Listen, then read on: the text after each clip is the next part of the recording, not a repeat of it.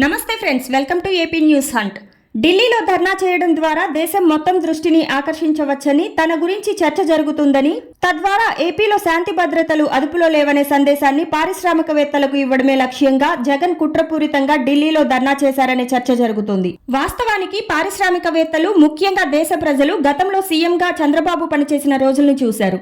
హైదరాబాద్ లో హైటెక్ సిటీని ఏ విధంగా అభివృద్ధి చేశారనేది ప్రపంచం చూసింది. ఈ క్రమంలో లేనిపోని అంశాలను తెరపైకి తెచ్చి ప్రభుత్వంపై బురద వేయాలని వైసీపీ ప్రయత్నం చేస్తోందనే విమర్శలు వినిపిస్తున్నాయి.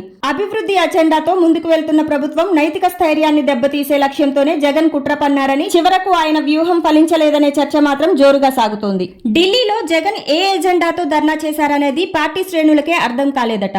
వాస్తవానికి ఏదైనా పార్టీ లేదా ప్రజా సంఘాలు, వ్యక్తులు ధర్నా నిరసనలు చేసేటప్పుడు పలు డిమాండ్లను ప్రభుత్వం లేదా ప్రజల ముందు ఉంచడం సర్వసాధారణం. కానీ ఏపీలో పరిస్థితులు దేశానికి తెలియాలంటూ ఢిల్లీలో వైసీపీ అధినేత జగన్ ధర్నా చేశారు. ప్రస్తుత డిజిటల్ యుగంలో ఏదైనా రాష్ట్రంలో శాంతి భద్రతల సమస్య ఏర్పడినా, అసాంఘిక ఘటనలు జరిగినా వెంటనే ప్రజలకు తెలిసిపోతుంది.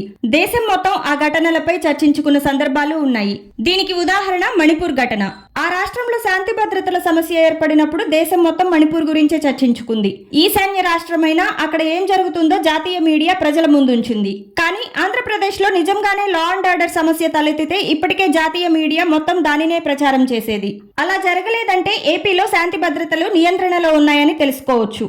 కానీ వైసీపీ అధినేత మాత్రం ఏపీలో ఏదో జరిగిపోతుందంటూ ఒక అపోహను ప్రజల్లో కలిగించేందుకు మినహా ఢిల్లీ ధర్నా ద్వారా ఆయన సాధించిందేమీ లేదనే చర్చ జరుగుతుంది. 5 ఏళ్లు అధికారంలో ఉండగా రాష్ట్ర ప్రజల ప్రయోజనం కోసం ఏ రోజు ధర్నా చేయని జగన్ అధికారం కోల్పోయిన తర్వాత ధర్నాల పేరుతో ప్రజలను మభ్యపెట్టే ప్రయత్నం చేస్తున్నారనే ప్రచారం జరుగుతోంది. ఆంధ్రప్రదేశ్ లో శాంతి భద్రతలు క్షీణించాయని, వైసీపీ కార్యకర్తలను రాష్ట్రంలో బతకనీయడం లేదంటూ వైసీపీ అధినేత వైఎస్ జగన్మోహన్ రెడ్డి ఢిల్లీలో చేసిన ధర్నా బెడిసికొట్టిందా?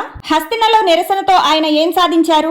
కేవలం మీడియా ప్రచారం కోసమే దేశ రాజధానిలో ధర్నా చేశారా అంటే అవుననే సమాధానం వినిపిస్తుంది. వాస్తవానికి జూన్ 4న ఎన్నికల ఫలితాలు వచ్చాయి. అదే నెల 12వ తేదీన ఆంధ్రప్రదేశ్ సీఎంగా చంద్రబాబు ప్రమాణ స్వీకారం చేశారు.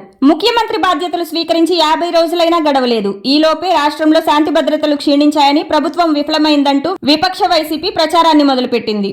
మొదటి రోజు నుంచే ప్రభుత్వంపై ప్రజల్లో వ్యతిరేకత పెంచే వ్యూహంతోనే వైసీపీ ముందుకు వెళ్తుందనే చర్చ సైతం నడుస్తోంది. ఏదైనా ప్రభుత్వం ఏర్పడిన తర్వాత పాలన గాడిలో పడేందుకు కనీసం 6 నెలల నుంచి ఏడాది పడుతుంది. కానీ కేవలం నెల రోజుల వ్యవధిలోనే ప్రభుత్వాన్ని టార్గెట్ చేస్తూ ప్రజల్లో లేనిపోని అపోహలు కలిగించడం ద్వారా పరోక్షంగా రాష్ట్రానికి, అక్కడి ప్రజలకు వైసీపీ అన్యాయం చేస్తోందనే అభిప్రాయం ప్రజల్లో వ్యక్తమవుతోంది.